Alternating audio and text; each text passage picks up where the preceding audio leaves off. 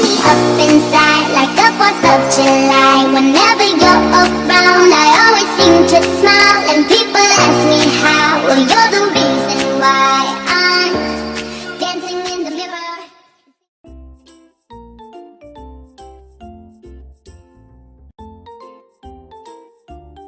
Shopee adalah sebuah aplikasi yang bergerak di bidang jual beli secara online dan dapat diakses secara mudah dengan menggunakan smartphone dalam bentuk aplikasi yang memudahkan penggunanya dalam melakukan kegiatan berbelanja secara online. Yang kedua yaitu Traveloka. Traveloka adalah aplikasi penjualan tiket bagi orang yang ingin keluar kota ataupun luar negeri. Fungsinya dengan fitur satu kali klik, booking Traveloka Quick, Anda dapat pesan, bayar, dan memperoleh e-tiket atau voucher hotel dalam hitungan detik. Yang ketiga, Sosiola. Sosiola adalah online store terpercaya dan terlengkap yang ada di Indonesia yang menjual produk kecantikan, make up, perawatan kulit, kosmetik, parfum, serta skincare. Yang keempat, Tokopedia. Tokopedia adalah sebuah aplikasi untuk jual beli secara online. Dapat juga digunakan untuk membayar listrik. Fungsinya untuk membeli alat elektronik, peralatan rumah, dan lain-lain. Yang kelima, Lazada. Lazada adalah aplikasi online yang digunakan untuk jual beli pakaian, peralatan rumah, dan elektronik. Lazada dapat memfasilitasi penggunaan situs web untuk memproses pesanan yang telah dipesan dan dikirim ke pembeli. Yang keenam, Bukalapak. Bukalapak yaitu salah satu aplikasi online di Indonesia yang menyediakan sarana jual beli. Semua orang bisa menggunakan Bukalapak untuk buka toko jual beli. Yang kedelapan, OLX. OLX fungsinya untuk membeli barang ataupun barang bekas dan untuk menjualkan barang dagangan ke orang lain. Yang kesembilan, Blibli. Blibli bekerja sama dengan penyedia jasa teknologi, mitra logistik, perbankan, serta mitra dagang dengan standar tertentu untuk menciptakan sistem back-end yang bisa memenuhi kebutuhan pengguna Blibli. Yang ke-10, Elevenia. Elevenia adalah situs belanja online dengan konsep open marketplace di Indonesia yang memberikan kemudahan dan keamanan berbelanja online.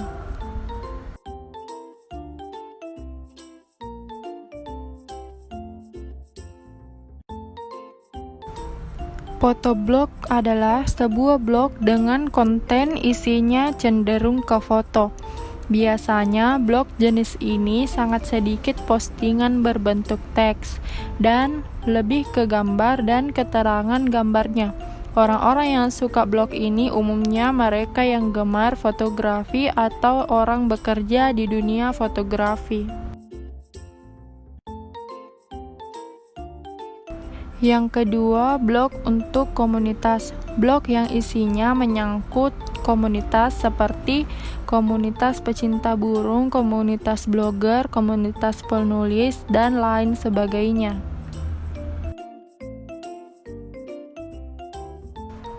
Yang ketiga yaitu blog pribadi, isinya lebih banyak tentang catatan harian, catatan hidup, baik itu bersifat pribadi hingga bersifat meluas seperti berbagai pengalaman pribadi yang masih dalam cakupan pribadi, pengalaman bergabung dengan komunitas daerahnya, pertama kali ke toko buku bersama keluarganya, dan sebagainya.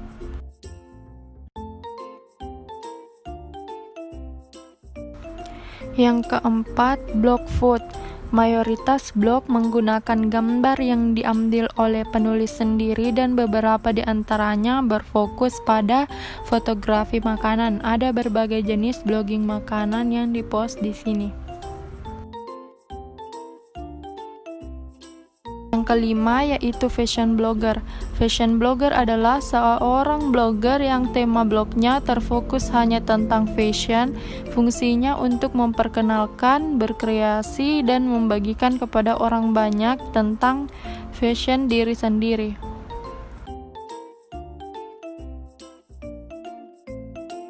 Yang keenam, blog otomotif. Blog otomotif fungsinya untuk mengenalkan kendaraan yang baru dirilis atau dikeluarkan, memberitahukan trik dalam berkendara, dan cara merawat kendaraan dengan baik.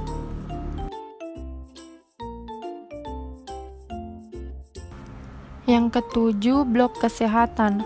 Blog kesehatan kebanyakan berisi tentang keluhan pasien, berita kesehatan terbaru, keterangan-keterangan tentang kesehatan. Fungsinya dapat membantu seseorang untuk mengetahui gejala-gejala ataupun obat alami yang baik untuk kesehatan agar tetap sehat. Yang kedelapan, blog resep makanan.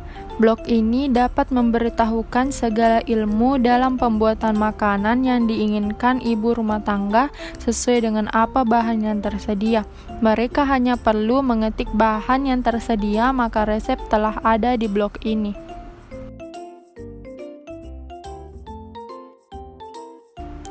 Yang kesembilan, blog kuliner berfungsi untuk memperkenalkan makanan-makanan khas dari daerah agar orang luar wilayah ataupun orang asing dapat mengetahui apa saja makanan khas pada daerah tersebut.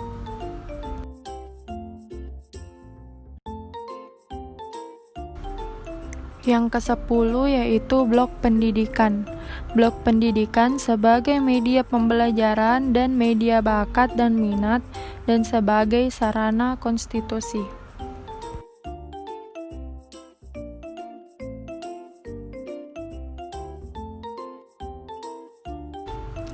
Yang pertama, Kuiper. Secara singkat, Kuiper School memudahkan para guru untuk dapat mengirim tugas ke perangkat mobile milik siswa sekaligus juga dapat memantau perkembangan belajarnya secara online. Sementara itu, Kuiper School Learn disediakan sebagai tempat siswa untuk mengerjakan dan mensubmit tugas yang diberikan.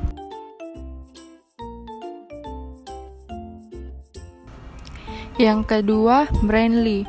Brainly adalah media pembelajaran di mana digunakan untuk bertanya dan menjawab semua pertanyaan yang diajukan dan juga digunakan untuk menambah wawasan kita.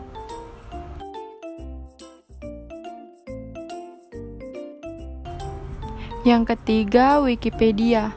Wikipedia memiliki tujuan yaitu berdedikasi pada Indonesia, mendorong pertumbuhan, perkembangan, dan penyebaran pengetahuan dalam bahasa Indonesia dan bahasa lain yang dituturkan di Indonesia secara bebas dan gratis.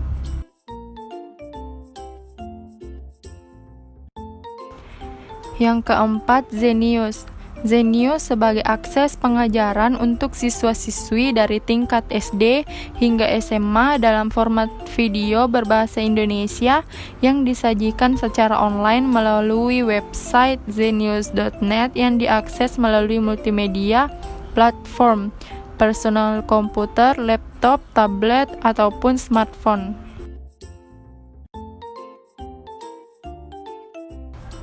Yang kelima, Ruang Guru. Aplikasi Ruang Guru adalah aplikasi belajar dengan belajar terlengkap untuk segala kesulitan belajar. Di sini juga bisa masuk di website Ruang Guru. Ruang Guru menyediakan sistem tata kelola pembelajaran yang dapat digunakan murid dan guru dalam mengelola kegiatan belajar di kelas secara virtual. Yang keenam, Edukasi.net. Edukasi.net menjadi wadah sumber belajar yang dapat diakses oleh guru maupun siswa di mana saja dan kapan saja, dapat menjadi wahana komunikasi komunitas sekolah.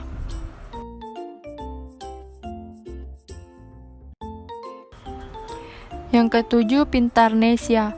Pintarnesia berfungsi sebagai tempat belajar pelajaran sekolah, berbagai mata pelajaran terlengkap, IPA, IPS, Matematika, Bahasa Indonesia, PKN, Penjasorkes, dan masih banyak lagi dengan lengkap dan interaktif.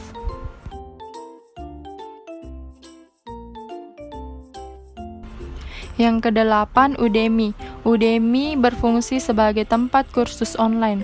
Udemy adalah pasar global untuk belajar dan mengajar secara online sehingga siswa dapat menguasai keterampilan baru dan mencapai tujuan mereka dengan belajar dari perpustakaan ekstensif dengan lebih dari 55.000 kursus yang diajarkan oleh instruktur ahli. Setiap orang dapat menjadi instruktur atau pengajar di Udemy dengan mendaftar pada akun udemy.com. Akun ini dibuka untuk umum dan dapat diakses melalui komputer ataupun handphone. Yang kesembilan, Edmodo. Fungsi dari Edmodo ialah mempermudah komunikasi antara murid dengan guru atau dosen sebagai sarana komunikasi belajar, sebagai tempat untuk ujian dan yang lainnya. Dengan fitur-fitur yang ada di dunia maya harus menjadi media yang sempurna untuk meningkatkan kehidupan nyata pendidikan.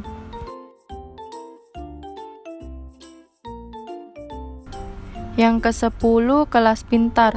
Fungsi dari ini ialah agar mengetahui sejauh mana kemampuan dalam menguasai soal-soal yang diberikan.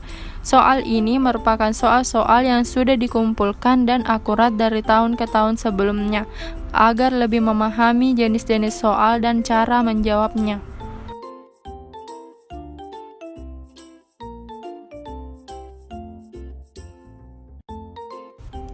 Harian Fajar adalah sebuah surat kabar harian yang terbit di Sulawesi Selatan, Indonesia. Surat kabar ini termasuk dalam grup Jawa Pos. Kantor pusatnya terletak di Kota Makassar. Di sini bisa memberitahukan kejadian-kejadian atau peristiwa yang terjadi di Sulawesi dan di luar Sulawesi. Yang kedua, Kompas.com. Kompas.com adalah sebuah portal web yang berisi berita dan artikel daring di Indonesia.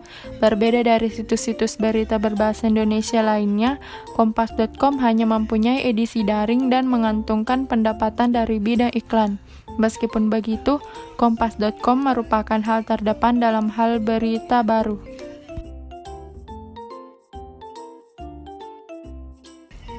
Yang ketiga, Babe News. Babe News ini merupakan salah satu platform yang menyediakan layanan untuk membaca artikel yang menarik dan unik bagi para pembacanya.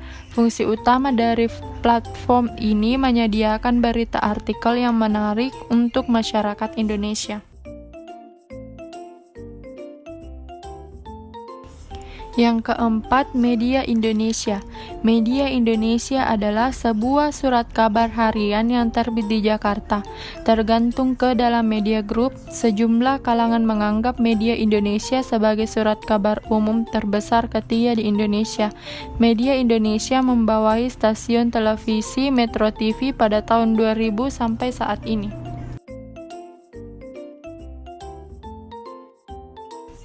Yang kelima, Detik.com. Detik.com adalah sebuah portal web yang berisi berita dan artikel daring di Indonesia. Detik.com hanya mempunyai edisi daring dan menggantungkan pendapat dari bidang iklan.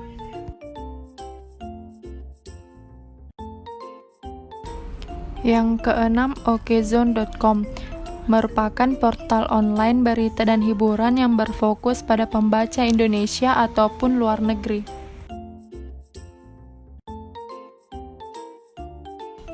Yang ketujuh, Kapanlagi.com.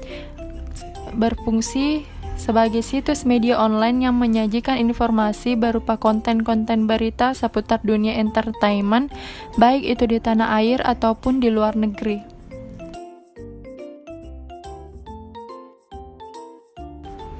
Yang kedelapan, Viva News. Berfungsi sebagai portal berita daring yang dikelola oleh PT Viva Media Baru yang juga mengelola bisnis penyiaran.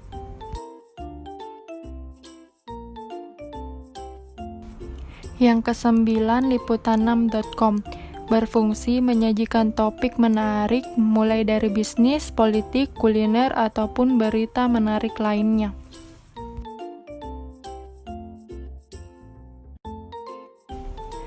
Yang ke-10, Tribun News berfungsi menyediakan berbagai macam berita yang terjadi, baik itu berita dalam negeri ataupun luar negeri.